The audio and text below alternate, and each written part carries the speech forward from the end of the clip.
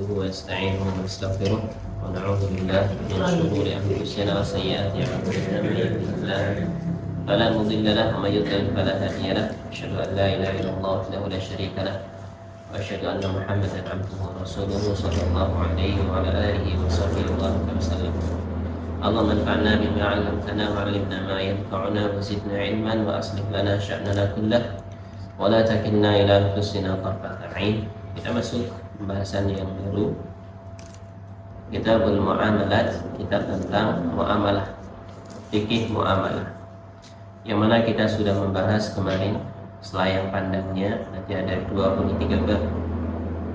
Kita awali dari bab yang pertama, Al-Babul Awwalu fil Buyu'.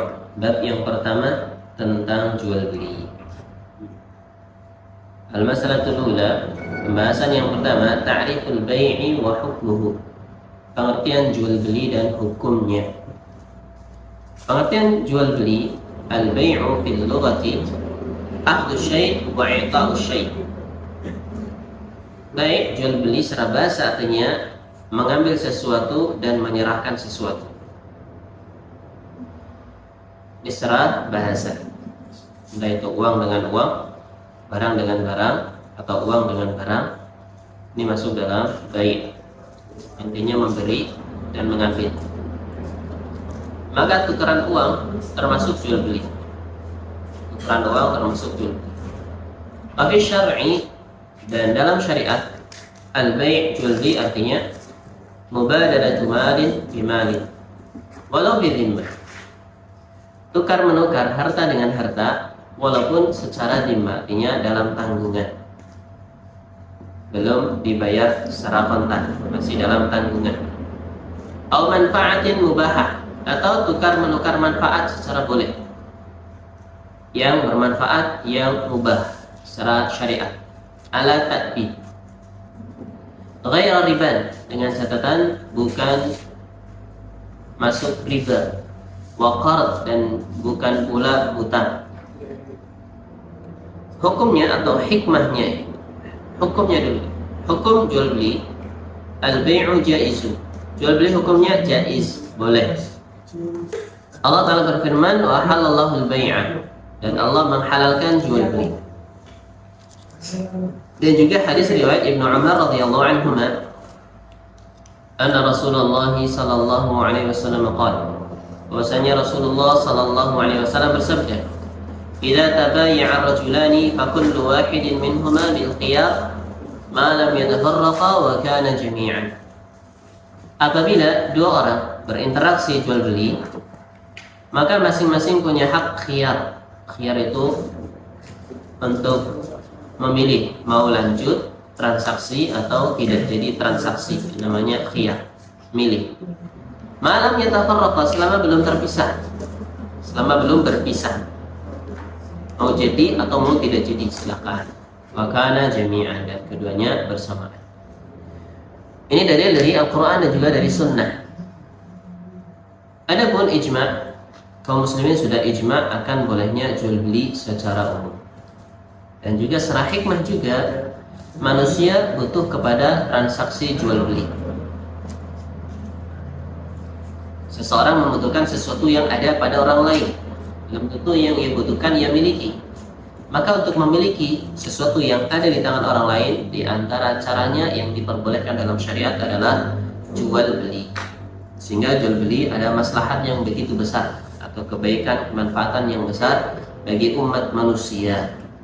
Sebuah sarana untuk mendapatkan sesuatu yang dibutuhkan bi tariqin sahih, dengan cara yang benar. Sehingga hikmah di balik kebutuhan manusia akan jual beli mendesak untuk diperbolehkannya akad jual beli. Dan syariat juga mensyariatkan hal tersebut. Al-Quran iya, As-Sunnah iya, dan juga ijma' kaum muslimin. Kemudian kita masuk pembahasan yang kedua, pengertian dan hukum sudah. Yang kedua tentang arkanul bai', rukun jual beli. Rukun artinya tiang. Seakan-akan sesuatu itu bangunan yang ada tiangnya. Kalau tidak ada tiangnya, maka tidak terbentuk atau tidak berdiri dengan kokoh bangunan tersebut. Demikian pula jual beli. Ibarat sebuah bangunan butuh pada tiang-tiang begitu, rukun-rukunnya. Arkanuhu salah satu. Rukun jual beli yang harus ada dalam jual beli ada 3. Yang pertama aqid, yang melakukan akad. Wa ma'qudu alaih, yang diakadkan, yaitu barang yang dijual belikan. Wasighah, yaitu akadnya. 3 orang yang melangsungkan akad. Siapa itu? Penjual dan pembeli. Yang diakadkan barangnya, misalnya paving. Dan satu lagi sighahnya. Sighah itu 2 hal, ijab sama qabul. Ijab sama qabul. Ijab dari penjualnya, misalnya saya jual barang ini, dan qabul dari pembelinya, ya saya beli barang tersebut. Ini ijab qabul atau sighah. Bisa dalam bentuk lisan atau bisa pula dalam bentuk tulisan. Bisa juga dalam bentuk isyarat yang dipahami kalau itu adalah transaksi jual beli.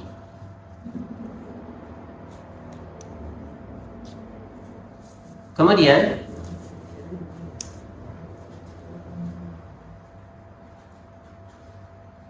sighah tersebut kalau dilakukan tanpa lafaz namanya mu'athah, sekedar membeli dan menerima.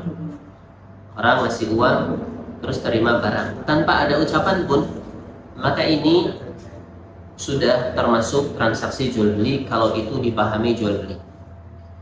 Ini adalah mazhab Hambali dan yang lainnya. Adapun dalam mazhab Syafi'i harus terucap katanya. Jadi repot kalau berpegang dengan mazhab Syafi'i di masa sekarang. Online gimana? Tinggal ketik-ketik, tinggal apa namanya? Ngisi keranjang apa? Piring, keranjang kuning. Yang ngisi keranjang kuning nggak ada ucapan-ucapan apapun. Kemudian yang berikutnya al-ishhad 'alal bai', mendatangkan seorang saksi dalam jual beli.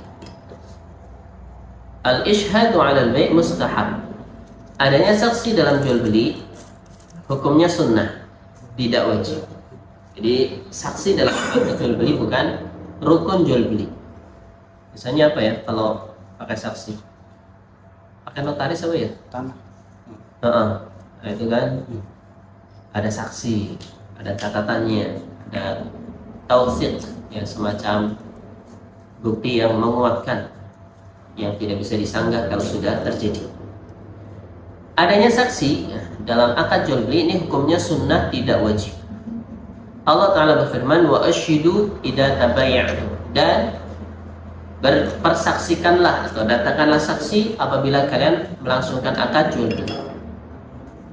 Akan tetapi perintah ini tidak memberikan konsekuensi wajibnya saksi dalam jual beli, karena di akhir ayat disebutkan fa in amina ba'dukum ba'dha falyu'addil ladzi tumina amanatahu. Apabila sudah saling percaya akan amanah orang yang bertransaksi, terutama ketika akad jual beli yang barangnya belakangan, bayarnya duluan.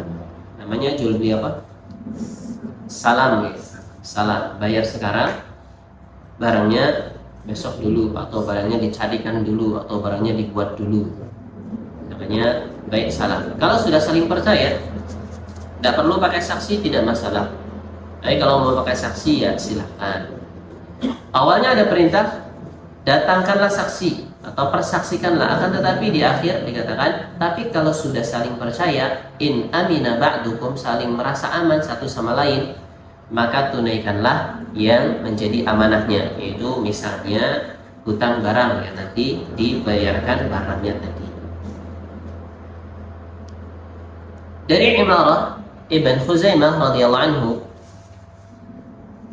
beliau mengatakan bahwa pamannya bercerita kepadanya, dan pamannya Imarah termasuk sahabat Nabi sallallahu alaihi wasallam, bahwasanya Nabi sallallahu alaihi wasallam ibta'a farasan min a'rabi. Nabi sallallahu alaihi wasallam membeli kuda dari seorang Arab pedalaman. atau orang Arab kampung lah, bukan orang kota.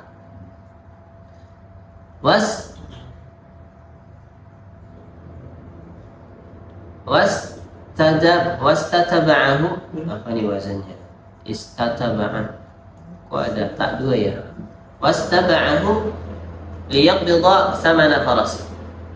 Maka beliau sallallahu alaihi wasallam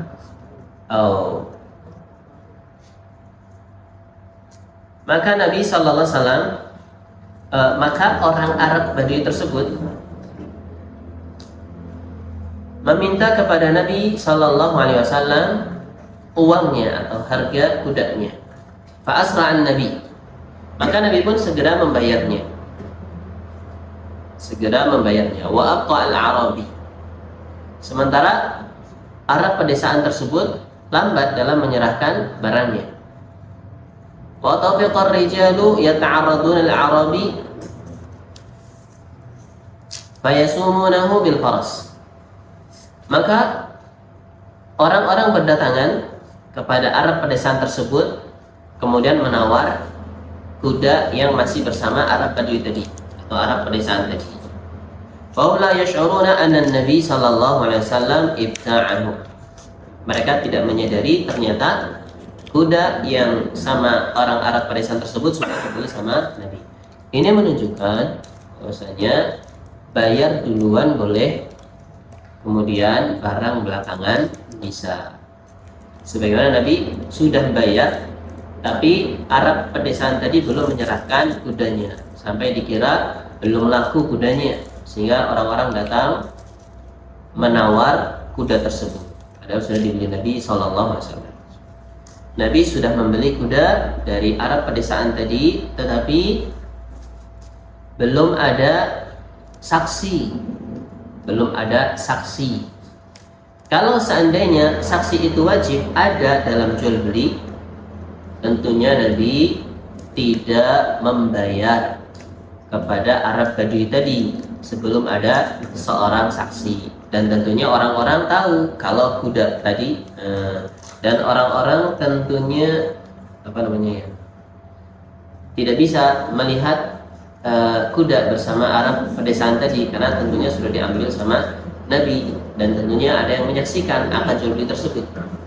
Berhubung tidak ada yang menyaksikan, sehingga orang-orang pun tidak tahu kalau ternyata kuda tersebut sudah dibeli sama Nabi Shallallahu Alaihi Wasallam.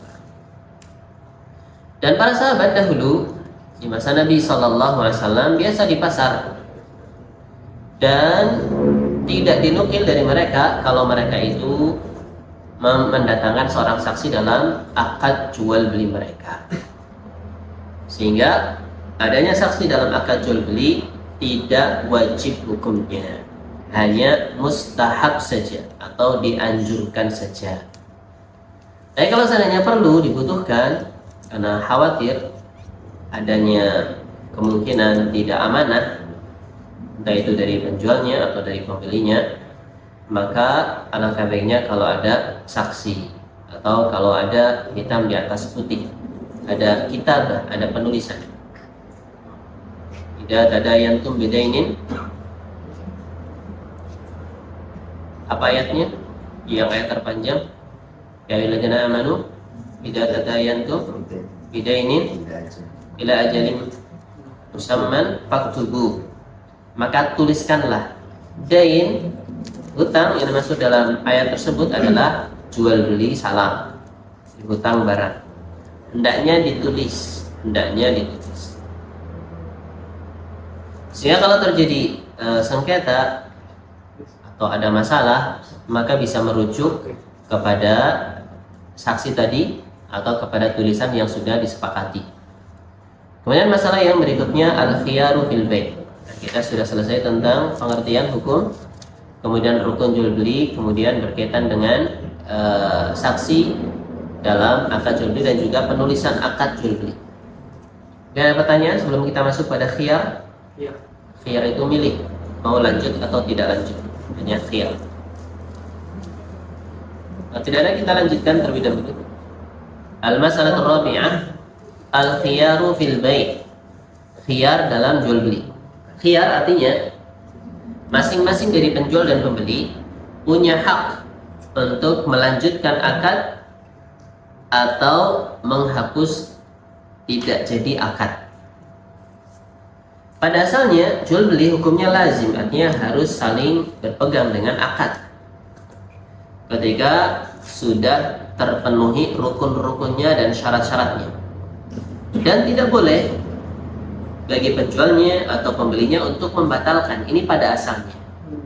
Akan tetapi dalam agama Islam, agama yang di dalamnya ada kelonggaran dan kemudahan dan memperhatikan kemaslahatan bagi umat manusia, maka seorang muslim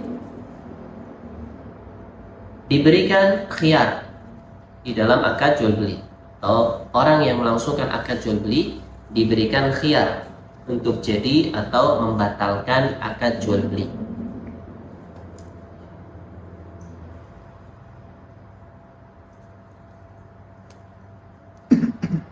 Kemudian kalau seandainya ada akad jual beli masih dalam majelis, maka itu namanya nanti khiyar majelis. Kalau misalnya ketika akad jual beli ada syarat khiyar, misalnya barang tidak boleh dikembalikan kalau sudah seminggu, apa bahasa kita? Garansi. Ini bisa dikembalikan kalau misalnya tidak suka. Tapi kalau garansi kan identik dengan kalau barang rusak ya, kalau barang gimana. Tapi ini memang dikasih khiyar. Kalau sudah seminggu nggak bisa dikembalikan ya, itu namanya khiyar syarat. Ada juga khiyar ketika didapati pada barangnya ada cacatnya, namanya nanti khiyar aib. Dan ada juga khiyar karena ada kecurangan. Katanya bagus, no minus misalnya, nah, ternyata ada minusnya, maka namanya nanti ada sendiri khiyar tadlis. Kita uraikan macam-macam khiyar. Awalan yang pertama khiyarul majlis. Khiyar al majlis. Majlis yang dimaksud dengan majlis ini adalah majlis jual beli atau majlis akad.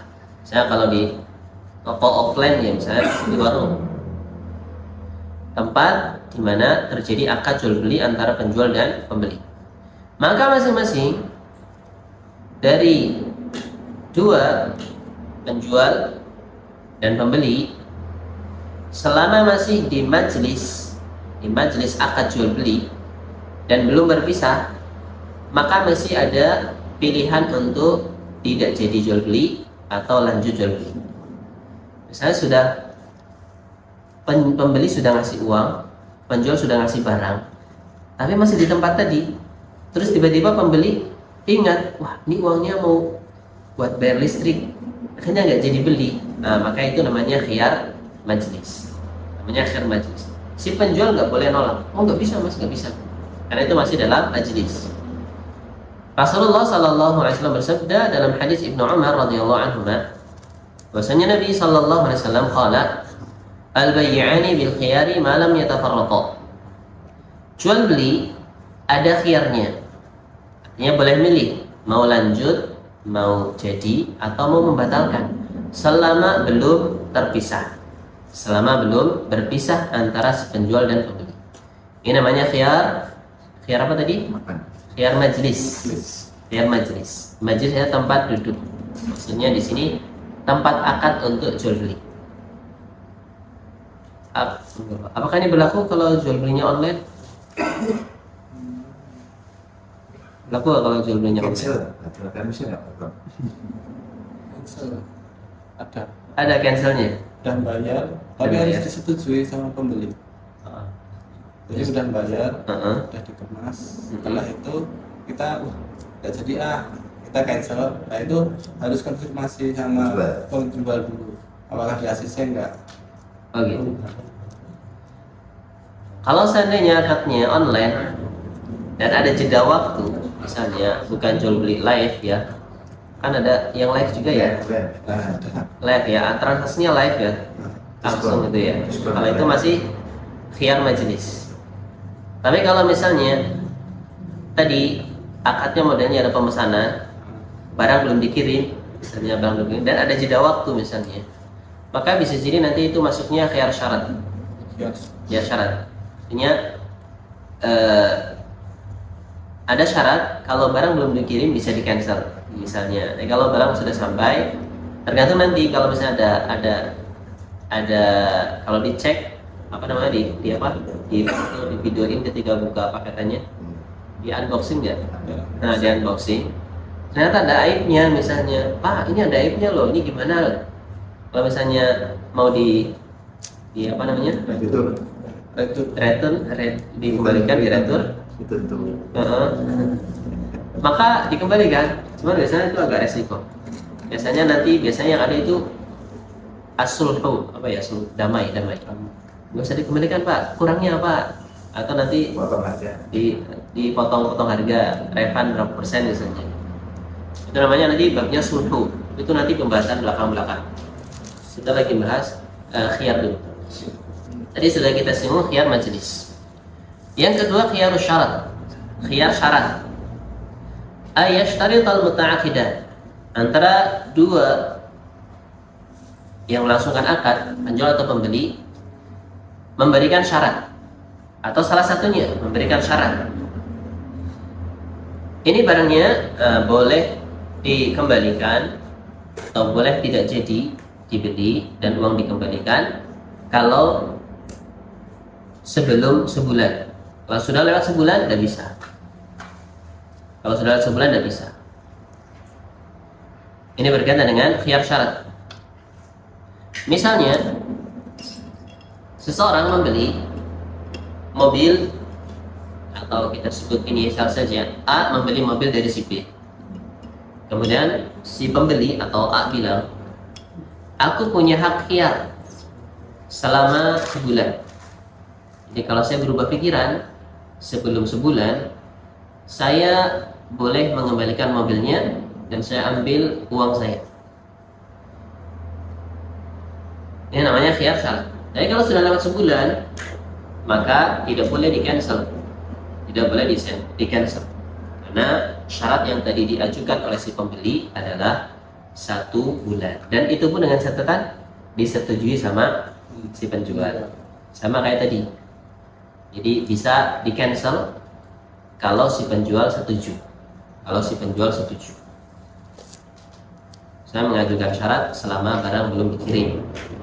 Kalau sudah dikirim tidak bisa di-cancel. Sudah keluar biaya pengiriman dan seterusnya. Kemudian jenis khiyar yang ketiga, khiyarul aib. Aib artinya cacat.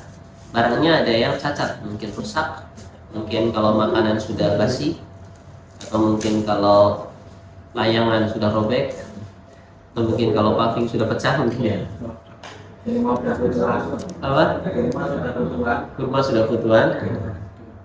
Dan seterusnya. Ada aibnya, namanya khiyarul aib. Wa huwa alladhi yathbutu lil mushtari idza wajada aiban fi sil'ati lam yukhbirhu bihi al-ba'i' aw lam ya'lam al-ba'i'u bihi wa tanqusu bi sababi hadha al-aibi qimatu sil'ah. Khiyar aib, pilihan untuk tidak jadi membeli yang sifatnya karena ada aib, yaitu ketika seorang pembeli mendapati adanya cacat pada barang yang sudah ia beli yang tidak dikabarkan oleh si penjual sebelumnya, atau penjualnya juga nggak tahu ternyata barangnya ada cacatnya, dan cacat tersebut bisa mengurangi nilai barang tersebut. Ini harusnya kalau cacat harganya nggak segini, berhubung cacat harusnya harganya turun lebih rendah. Kemudian cacat tersebut juga memang pada asalnya ketika sebelum dibeli sudah ada cacatnya. Beda kalau itu kesalahan dari si pembeli. Beda kalau kesalahannya dari pembeli. Maka itu juga perlu juga seorang pakar. Ini rusaknya setelah barang diterima, bukan sebelum barang diterima. Misalnya beli mobil pas dirayan nabrak Apa yang di pinggir jalan namanya? Trotoar. Trotoar kan lecet-lecet gitu. Kemudian mau dibalikin sama si penjualnya, Mas, saya nggak jadi, ini mobilnya sudah cacat tuh, lihat tuh lecet-lecet, saya nggak jadi beli. Baik, itu kesalahan si pembeli tadi. Kalau seandainya diteliti, ternyata itu ketika beli nggak seperti itu, normal, nggak ada cacatnya, itu salahnya si pembeli saja. Senabrak trotoar misalnya, maka itu tidak bisa diberlakukan khiyaru al-aib, karena cacatnya bukan dari si penjual, memang dari si pembeli tadi. Beda kalau garansi ya. Nah, kalau garansi pokoknya mau rusak mau apa bisa ganti yang baru. Beda ya antara garansi sama tadi khiyar aib. Sama khiyar aib. Kalau lampu misalnya ada garansinya, mati sendiri gitu ya, mati sendiri, maka diganti dengan yang baru. Maka itu termasuk khiyar aib. Katanya setahun nih bisa nggak mati, ternyata belum setahun sudah mati, akhirnya dibalikin, diganti yang baru, atau nggak jadi beli. Nah, ini namanya khiyar aib. Tapi kalau sama si pembelinya nggak dijaga, malah disemprot-semprot misalnya, akhirnya Pak Ustadz misalnya kemudian minta yang baru, ini masih garansi nih, maka sebenarnya itu ya, tapi kalau nilainya kecil biasanya si penjual nggak detail-detail. Mas sudah ada jaminan kok dari itu. Sudah untung ini garansi kan, yang bergaransi biasanya harganya lebih mahal daripada yang biasa yang ada garansinya, karena sudah ada jaga-jaganya di situ. Ini khiyar aib. Jadi si pembeli tadi kalau mau membatalkan pembeliannya, tapi kalau dia ridho, lah nggak apa-apa lah, catat sedikit ini. Akhirnya pun ridho sama si penjual, tidak perlu dikembalikan, maka ini pun tidak apa-apa. Atau mau sulhu itu apa ya, damai, komplain lah ya, bahasa kitanya komplain.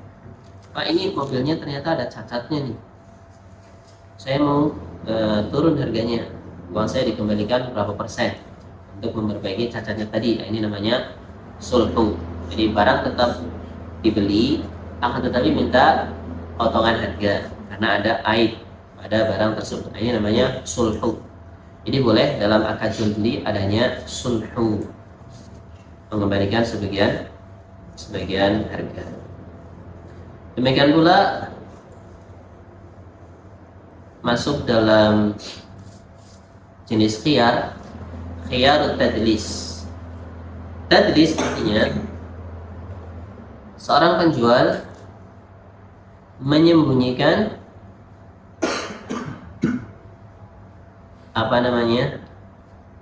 cacat pada barang yang ia jual. Dan menyembunyikan cacat pada barang yang dijual ini termasuk perbuatan yang haram.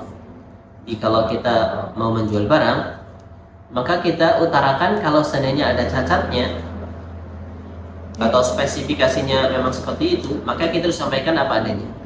Kalau paving misalnya kan speknya ini tahan beban berapa kilogram misalnya ya, maka kita sampaikan apa adanya. Misalnya ini tahan beban 7 kuintal misalnya, 7 kuintal misalnya. Oh, 7 ton misalnya, ini tahan 7 ton. Kuintal masih kecil ya. Ini paving ini tahan 7 ton. Tapi kita bilangnya ini tahan 10 ton. Itu kan termasuk tadlis, yang menyebutkan kekurangan barang tadi.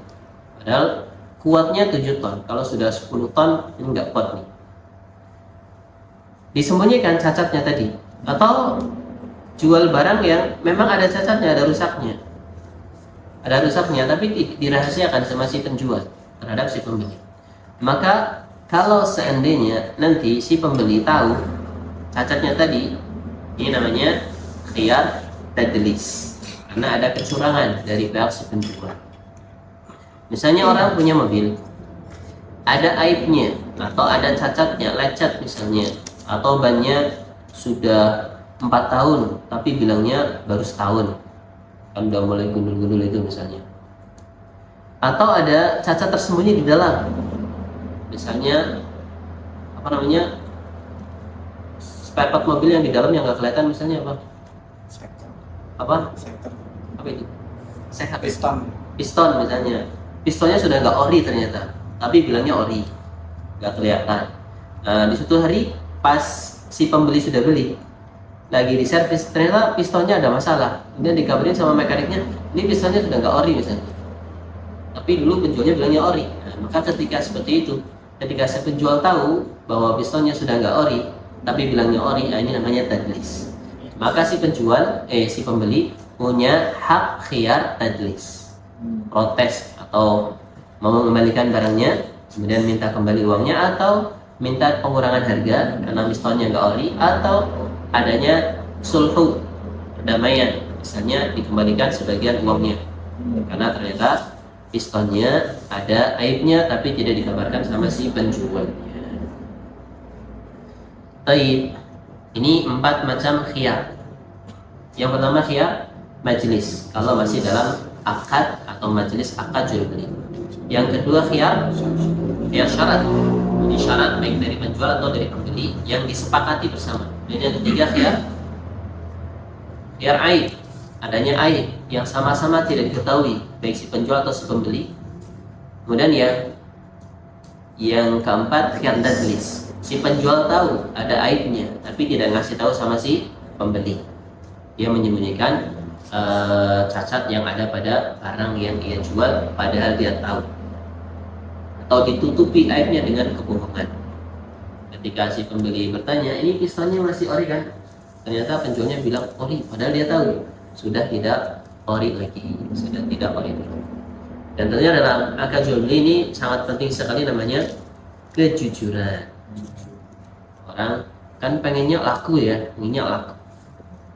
Jadi sebisa mungkin disembunyikan aibnya atau cacatnya, sembunyikan cacat. Saya dekat rumah ada toko bangunan Chinese dia, orang Cina. Kok ya, saya manggilnya Pongmi. Saya mau beli pompa sepeda, material pompa sepeda. Kan namanya orang jual kan biasanya beli mas juga sih gitu ya. Tapi ini kok ini nyoba dulu, sebentar ya mas, saya coba dulu ya pompanya, dicoba-coba dulu. Mas ini nggak enak mas, pompanya. Jangan beli mas, jangan beli, malah bilang kayak gitu. Ini mau saya retur aja itu. Integritas. Iya dia itu memang masya Allah jujur sekali. Dan tokonya ada sekali tuh orang Cina itu. Dia malah kasih tahu, ini kurangnya kayak gini mas. Malah kayak nyuruh saya jangan beli gitu. Kan ada.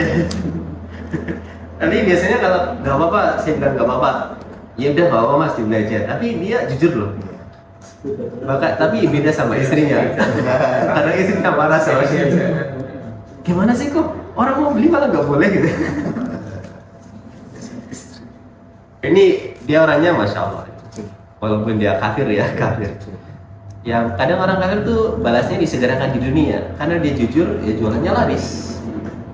Pahalanya disegerakan di dunia, tapi di akhirat ya enggak. Saya juga punya teman jual kain, ya bosnya Chinese juga.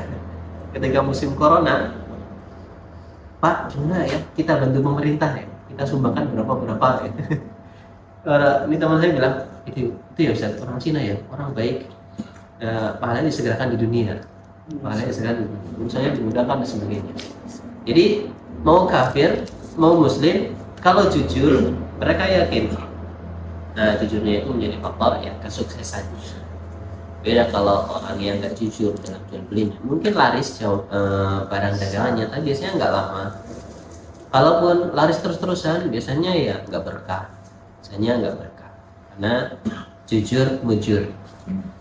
Berapa jadinya? Kalau pedoman orang jujur hancur, nah ini pedoman yang salah ya. Jujur hancur. Jujur mujur ya. Orang yang jujur beruntung. Insya Allah. Ini pedoman yang harus kita pegang sebagai para pengusaha dan para penjual. Kita harus jujur, karena jujur itu mujur. Baik. Orang Cina ya banyak juga yang nggak jujur. Yang bohongin juga banyak juga, tapi ya ada juga yang jujur. Banyak yang jujur.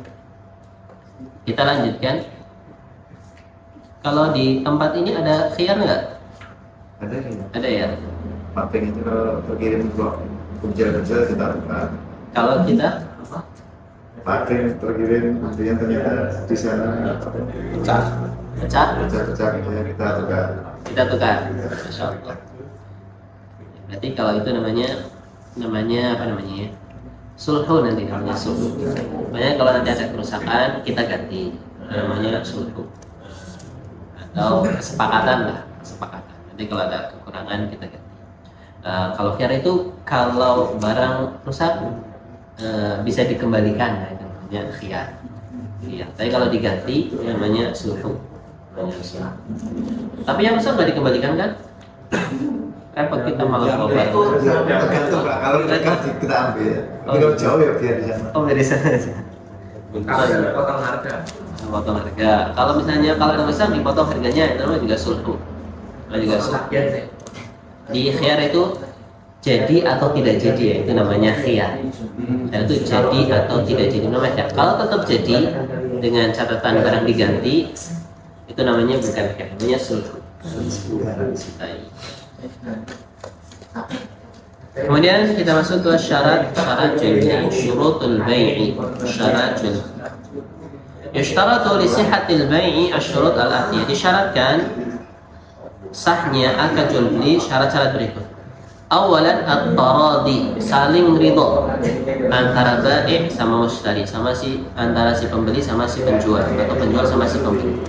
Allah Ta'ala berfirman, ya ayyuhalladzina amanu la ta'kulu amwalakum bainakum bil batili illa an takuna tijaratan an taradin minkum. Wahai orang-orang yang beriman, janganlah kalian makan harta satu sama lain di antara kalian dengan cara yang batil, kecuali dengan cara jual beli yang dibangun di atas taradin minkum, saling ridha antara kalian. Penjualnya ridha dengan harga segitu, pembelinya ridha dengan harga segitu dan dengan barang segitu.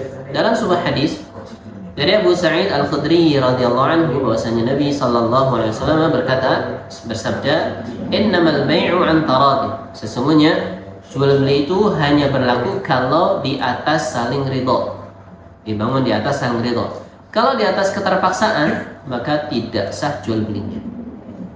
Fala yasihul bai'u illa idza ukriha ahaduhuma bighairi haqqin. Maka tidak sah akad jual beli kalau salah satu dari keduanya dipaksa tanpa hak. Karena nanti ada paksaan dengan hak. Karena ada paksaan dengan hak. Paksaan, iya, suruh bayar utang misalnya, dipaksa dengan hak. Di sini paksaan yang tanpa hak. Misalnya ada penjual jualan pete misalnya. Pete satu keris berapa? 15.000. Satu keris 15.000, mahal sekali. Satu keris ini 8.000. Mahal juga katanya. Biasa makan pete ini nggak mahal. Ini masih mahal. Saya kalau nanya kadang beli juga. Kan enak pete itu. Kalau buat papang sayur kangkung kasih pete ini aromanya. Atau buat lalapan 4.000 misalnya atau 5.000 satu keris. Si penjual pengennya ridhonya dibeli dengan harga 6.000, tapi ada pembeli yang maksa 4.000, ngasih uang 4.000 ngambil pete dengan paksa, maka itu akadnya tidak sah. Itu zalim. Ya, pembelinya zalim. Itu walaupun sekedar pete, saya gambarnya pete. Gimana kalau yang lain? Nah, itu namanya semi memaksa atau maksa malah. Tidak ada ridho, maka ketika itu jual belinya tidak sah. Kemudian syarat yang kedua, kaunul aqidi jaiz at-tasarruf. Yang melangsungkan akad adalah orang yang boleh bertransaksi secara syariat. Siapa mereka? Sudah balik, berakal, merdeka, dan rasyid. Rasyid itu ya paham, terbimbing. Maka akad yang dilakukan oleh anak kecil yang belum balik atau belum paham dianggap tidak sah. Allah alam, apakah ada yang beri keringanan? Kalau hal yang remeh-remeh gimana? Misalnya beli cilok, di permen, di warung-warung. Anak-anak SD kan belum pada balik tuh, yang kelas 1, kelas 2 ya. Kalau sekolahnya perhatian biasanya tidak boleh jajan. Yang masih kecil itu. Kasih FBG aja. Yang boleh jajan yang besar-besar. Tapi Allah alam, kalau masih kecil, kalau transaksinya yang ringan-ringan, yang ya semacam barang-barang remeh, Allah alam tidak masalah. Tapi dengan catatan dia paham, anak kecilnya paham. Kalau dia itu beli, tumbas. Nah, tapi pada asalnya disyaratkan sudah balik, berakal, hur, dan juga rasyid. Jadi kalau misalnya ada orang gila, antum jualan bakso, yang beli orang gila, antum kasih aja, jangan mau dibayar, karena akadnya tidak sah. Jadi kalau antum mau nggak kasih ya nggak apa-apa, suruh pergi aja, karena akadnya tidak sah. Orangnya tidak berakal, syaratnya tidak. Demikian pula budak. Misalnya kalau ada seorang budak, sekarang tidak ada, alhamdulillah, beli sesuatu untuk menjadi penjualnya, maka jangan mau, karena sang budak tidak memenuhi syarat sebagai orang yang melangsungkan akad jual beli, baik menjual ataupun membeli. Syarat yang kedua yang melangsungkan akad adalah orang yang boleh secara syariat, yaitu berakal, balik, merdeka, dan rasyid, terbimbing, paham. Kemudian yang ketiga, ayyakun al-bai'u malikan lil mabi', penjualnya adalah pemilik barang, au qa'iman maqama maliki, atau dia wakilnya orang yang punya barang. Dia bukan bosnya, ya karyawan, penjaga tokonya. Dia kan bukan yang punya barang-barangnya, tapi dia bisa menjual barang karena dia sudah diamanahi oleh pemilik barang untuk menjual barang tersebut. Jadi karyawannya. Jadi wakil bisa menjual barang pemilik barang, atau wasi, orang diwasiati, atau walinya yang punya anaknya, walinya bapaknya misalnya, dan seterusnya, atau nadir. Nadir ya semacam orang yang ditunjuk oleh seseorang untuk menjualkan barangnya. Maka seseorang tidak sah menjual barang yang bukan miliknya tanpa ada akad perwakilan dari si pemilik barang. Kita jalan-jalan ke mana-mana, ke mall misalnya, difotoin barang-barangnya dan diiklanin sama kita. Kemudian ada yang beli, sementara mallnya nggak ngizinin kita, Atau kita jalan-jalan ke mana? Itu mana yang jualan hewan-hewan? Si Depok. Depok. Kan Depok. Ada burung-burung di foto-foto terus diiklanin. Terus ketika ada yang beli baru kita beli, baru kita jual. Itu tidak boleh. Kecuali kalau yang punya burung izinin. Kalau kita jadi marketernya.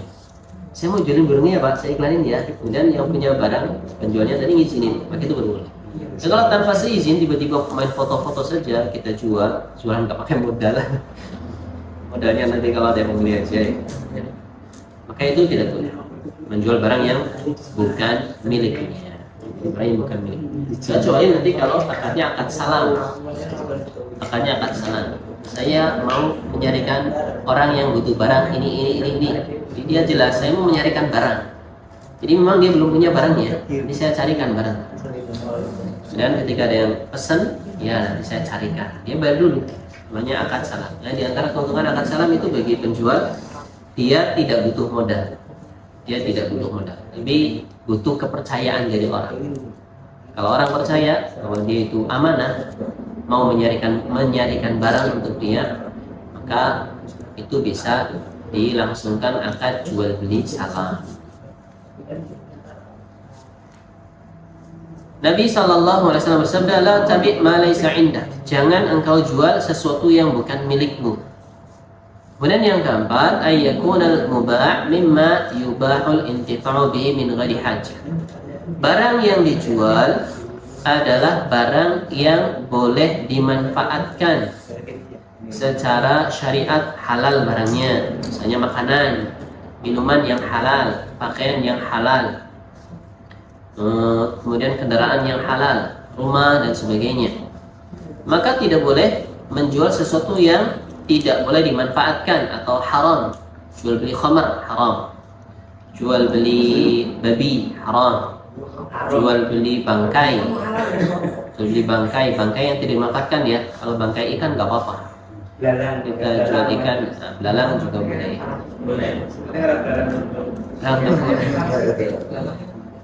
Allah Allah. Dalam sebuah hadis dari Jabir radhiyallahu anhu, beliau mengatakan, qala Rasulullah sallallahu alaihi wasallam, "Innallaha harrama bai'al khamri wal maitati wal khinziri wal asnam." Sesungguhnya Allah mengharamkan jual beli khamar, jual beli bangkai, jual beli babi, dan jual beli asnam, patung. Jual beli patung. Dari Abdullah bin Abbas radhiyallahu anhu bahwasanya Nabi sallallahu alaihi wasallam bersabda, "Innallaha idza harrama 'ala qaumin akla syai'in harrama samanah." Sesungguhnya Allah ketika mengharamkan suatu kaum memakan sesuatu, maka Allah mengharamkan pula harganya, artinya haram diperjualbelikan. Demikian juga jual beli anjing. Beli anjing untuk dimakan. Sebenarnya hadis Ibnu Mas'ud radhiyallahu anhu, jual beli kecoa juga nggak boleh. Kecoa bisa dimakan ya. Kencerok. Apa? Kencerok. Kencerok gitar. Oh iya, di sini disebutkan ma'azif, alat musik. Alat musik juga diharamkan. Tidak boleh jual beli anjing. Dalam hadis Ibnu Mas'ud radhiyallahu anhu, Nabi sallallahu alaihi wasallam bersabda, "Naha Rasulullah an samanil kalb." Rasulullah melarang dari harga anjing. Ya, tidak boleh menjual anjing. Dan yang kelima, barang yang diperjualbelikan memungkinkan untuk diserah terimakan. Memungkinkan untuk diserah terimakan. Yang tidak bisa diserah terimakan maka tidak boleh dijual. Karena masuk dalam jual beli gharar. Jual beli yang belum jelas barangnya. Saya jual merpati yang terbangnya paling tengah itu, padahal lagi terbang dan bukan punya dia, belum ditangkap misalnya, atau burung yang masih di hutan, belum pasti, belum jelas, tidak mungkin diserah terimakan, maka tidak diperbolehkan. Misalnya saya jual ikan yang masih di laut, belum dapat sudah dijual, atau menjual burung yang masih terbang, masih terbang, ikan yang masih berenang, atau nasi cuma berkah. antum dapur jualan nasi, nah ada oh gitu. Sekarang nggak tahu lu ya. Kalau sudah jadi haknya, kalau sudah jadi haknya ya boleh. Kalau sudah jadi haknya, yang dijual jatah temannya. Yang atas. tapi kalau ada orang ngambil cuma berkah sebanyak-banyaknya untuk dijual ya.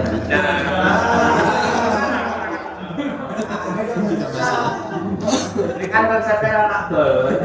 Kayak dulu pas di mesin saya itu kan banyak bagi-bagi ya, susu atau apa. Ternyata yang bagi-bagi para kloter itu, ada kloter pertama datang, kloter kedua juga datang lagi. Ternyata dijual sama dia. Nah ini nggak boleh. Ini memanfaatkan kesempatan. Ya, ini kurang amanah juga. Harusnya barang buat disedekahkan, malah buat dibisniskan. Nah kalau ngambilnya wajar, ngambil satu aja memang jatahnya dia, bukan ngambil banyak untuk orang lain. Kalau ngambil banyak itu zalim ya. Jatahnya orang lain diambil sama dia terus dijual, ini zalim. Saya jatah orang satu box, satu nasi. Kalau 3 dijual.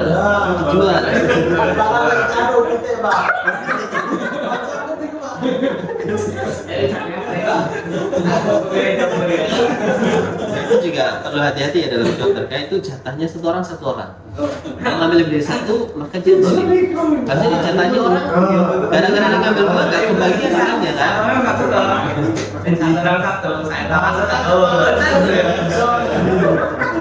Yang repot bawa bapak anaknya 12 bawa semua.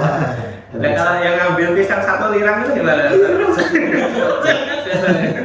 Jatahnya satu. Dia ada pisang beberapa lirang kan. Ternyata saya ngambil 1 lirang langsung dibawa pergi. Cuma alhamdulillahnya nggak ada warga yang ngamuk gitu. Nggak ada. 1 lirang nggak apa-apa ya. Sebenarnya oke, maksudnya tinggal dulu ya.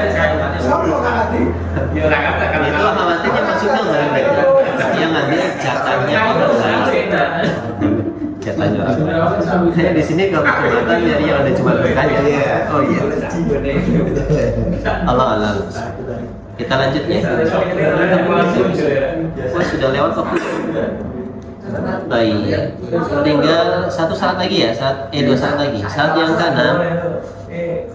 Barang yang dijual belikan, barang yang diketahui, entah itu dengan cara dilihat atau difoto atau dipegang lah, supaya tidak ada gharar, ketidakjelasan barang yang dijual. Kemudian yang ketujuh, harganya juga diketahui oleh dua belah pihak.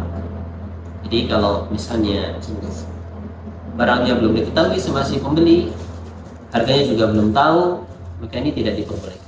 Jadi di antara syaratnya ada 7 syarat ya. Syarat yang pertama tadi saling ridho. Syarat yang kedua tadi orang yang melangsungkan akad adalah boleh secara syariah. Yang ketiga penjual adalah pemilik barang atau yang mewakilinya. Dan yang keempat barang yang dijual belikan adalah barang yang boleh secara syariat halal. Dan yang kelima barangnya bisa dijangkau atau bisa diserah terimakan. Dan yang keenam barangnya diketahui oleh kedua belah pihak. Kemudian yang terakhir harganya juga diketahui oleh dua belah pihak. Allah Ta'ala alam. Ini syarat-syaratnya. Adapun jual beli yang dilarang insya Allah di pertemuan berikut. Barangkali ada pertanyaan? Silakan. Siapa Pak Tono? Tadi dalam marketing itu kan kadang kita meliuk-liukkan kata-kata sehingga terkesan kayak tauriah gitu. Itu dalam akad bagaimana?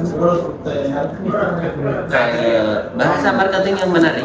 Selama tidak ada unsur bohong dan tidak menyembunyikan cacat, maka tidak masalah. Tidak masalah. Misalnya ada testimoni misalnya, ya nggak masalah. Kalau tauriah misal paven, paven itu udah kuat, tapi kuatnya kan dalam segi apa itu. Kemudian yang dimaksud adalah kuat untuk injak kaki orang, bukan untuk mobil. Nah itu kalau tauriah seperti itu tidak masalah, itu belum masuk dalam bohong. belum masuk. So kalau nanti ada pertanyaan dari si calon pembeli, kuat berapa ton Pak misalnya, ya, itu harus jujur. Kalau bahasa yang masih global nggak masalah. Bahasa masih global masalah. Ini misalnya barang bagus ya nggak masalah. Bagus. Barang kuat ya nggak masalah. Cuman kalau nanti dispesifikasi, ditanya lebih spesifik sama si pembeli, ya dijawab sesuai dengan pertanyaan tadi. Kalau pertanyaan minta spesifikasinya gimana, kuat berapa ton misalnya. Ini tahan berapa lama misalnya, umurnya berapa dan seterusnya, maka dijawab dengan sejujurnya.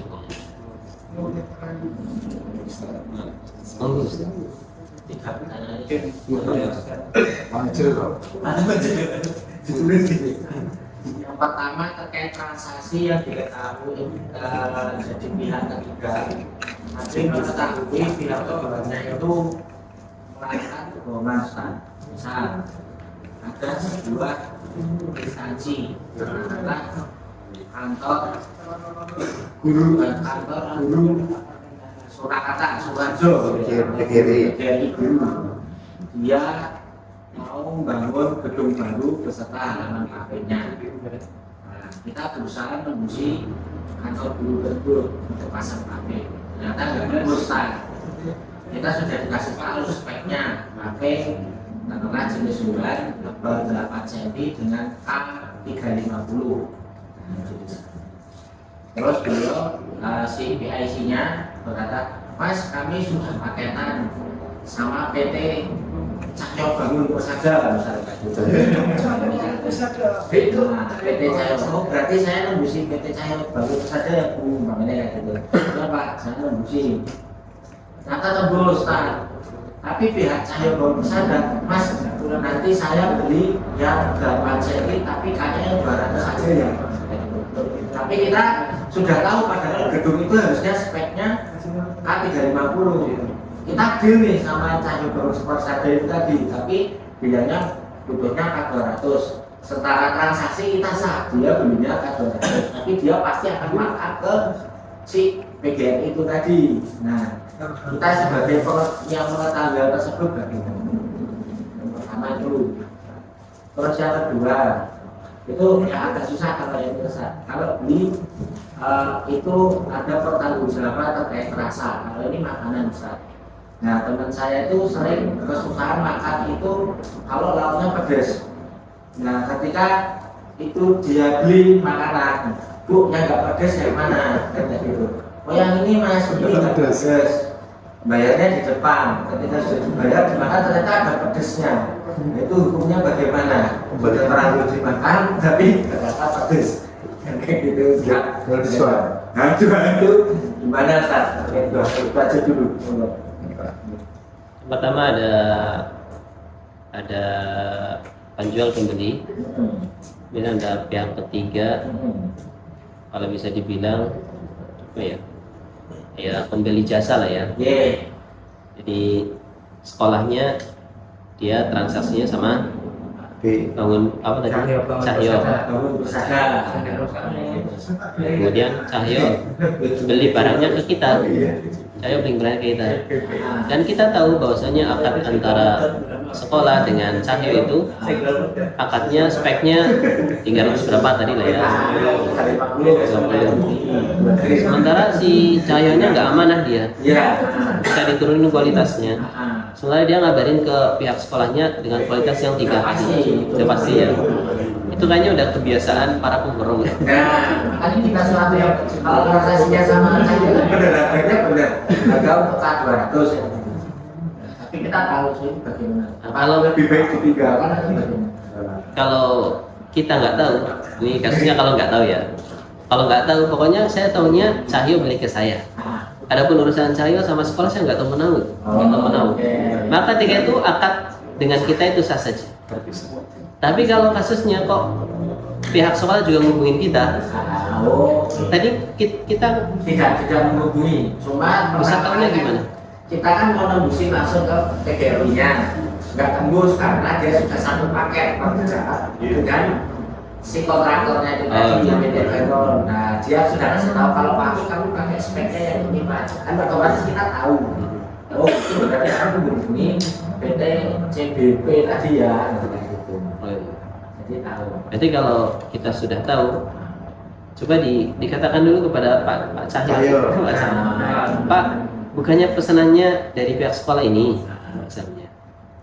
Kalau dia, kalau dia bilang, iya Pak, tapi kalau itu kita nggak untung banyak misalnya. Sementara dia sudah bilang ke pihak sekolahnya, dan kita tahu kalau dia bohong gitu ya. Nah, kita harus menegakkan an-nahyu 'anil munkar ya. Jangan bohong Pak gitu. Dicepuin nggak apa-apa. Cepuin apa itu? Ini dikandalin aja.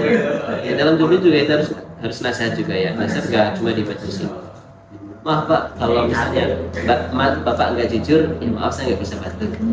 Wala ta'awanu 'alal ismi wal 'udwan. Jangan saling bantu dalam perbuatan dosa dan permusuhan. Tapi kalau kondisinya tahu, kalau kondisinya tidak tahu, nggak usah cari tahu. Kalau kita cari tahu nggak sopan namanya.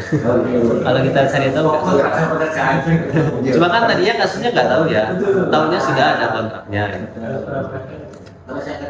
Yang kedua, saya pesan pedas saya pesan nggak pedas, tahunya nggak tahu pedas. Ternyata setelah itu tahu Masih pedas. Ternyata standar pedasnya beda. Standar pedasnya itu. Iya, standarnya beda. Standarnya beda. Nah, beda saja. Misalnya itu kan pesan, saya pesan nggak pedas, ternyata barangnya tidak sesuai dengan pesanan. Maka itu ya ada khiyar sebenarnya. Khiyar, kalau sudah dimakan bawa pulang, nggak habis, makanya sudah habis, nggak habis. Kembalikan aja. repotnya kalau makanya dihabisin, tetap aja komplain. Kalau dia mau komplain harusnya ngecek dulu. Saya kalau sudah makan banyak komplain nggak pantas itu. Teh sekarang. Sudah sisa 1 sendok kompen dengan pun Kalau sifatnya nyicipi, Pak kok pedes Pak, saya pesannya nggak pedes misalnya, maka harusnya pihak penjual itu mau ganti karena salah dia. Kalau jualan itu Karena salah dia ya, karena salahnya dia. Orang pesennya nggak pedes kok dikasihnya pedes, berarti kan salah. Maka bisa ganti. Dan misalnya pedagang yang profesional biasanya menganggap pelanggan sebagai raja, dia rela ganti. Rela ganti. Bahkan kadang kesalahan si penjual, pembeli aja telurnya pecah, Iya. dia mau ganti. Walaupun itu ya harusnya nggak ganti nggak apa-apa. Tapi ini kasusnya memang salahnya penjual, nasinya pedas, maka kalau mau ganti ya silakan. Kalau misalnya untuk yang kita pembelinya nggak komplain, ya nggak apa-apa lah, pedas gimana lagi. Kasihan nanti kalau diganti pembelinya rugi, dia nggak mau. Karena ridho dia, benar. Karena kadang semalam saja saya beli sate, sate Madura biasa yang murah meriah. Saya bilangnya berambang cabenya taruh di bawah daun Pak, di bawah daun. Ternyata dikasihnya di atas daun juga. Akhirnya sampai di rumah kan saya nggak pakai pedas, tapi saya dulu. Ya nggak masalah, kalau kita ridho nggak masalah. Jadi kalau mau komplain sudah dibungkus, Pak nggak pedas loh. Ya nggak masalah. Kalau kita penjual yang tahu fikihnya, maka kita ganti atau turun harga ya nggak apa-apa. Jadi kalau si pembelinya ridho ya nggak masalah, tidak masalah. Itu dalam urusan bakso. Cuman repotnya nih kalau urusan skalanya besar gitu ya. Skala remeh-remeh ya kita saling bertasamu aja lah, saling memaklumi lah. Kalau dalam urusan remeh-remeh, ini ada satu lagi. supaya ridho. Tapi kalau urusan besar biasanya agak repot. Ada satu lagi Ustaz. Iya. Ini agak susah ya Ustaz, karena harus jujur. Jadi kan kalau kafe itu kan ada hasil uji lab. Uji labnya itu kan uji desak. Uji desaknya itu yang menghasilkan nilai K 250, 300, 350 gitu. Dan uji desak itu kan ketika pabrik desak kan sampai hancur. Nah, itu kan ketika customer tanya, itu stoknya K300 semua, Pak. Nggak tahu. Kan harus diuji semua. Kalau diuji semua ya nggak bisa dipakai kan pabriknya kan nggak belajar kayak gitu Ustaz. Dan kami hanya bisa menjawabnya itu untuk GMS dan mix formulanya kita gunakan untuk mencapai K300.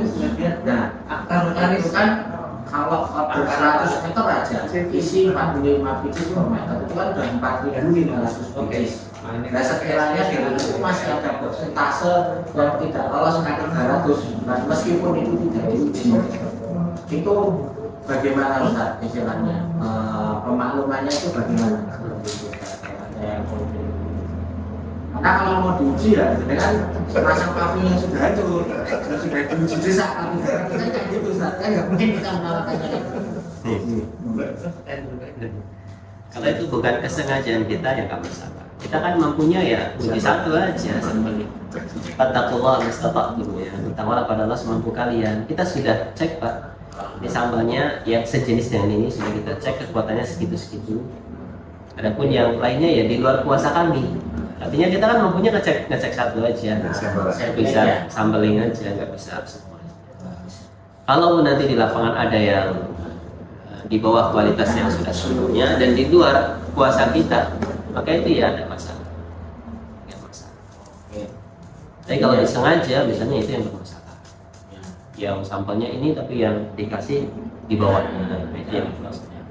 Kalau kita sudah berusaha jujur, ternyata ya ada saja kejadian, misalnya ada yang mungkin kurang padat atau kurang merata, ternyata kualitasnya di bawahnya, maka di luar Saya dapat bahasa Allah Ta'ala yang bisa disampaikan.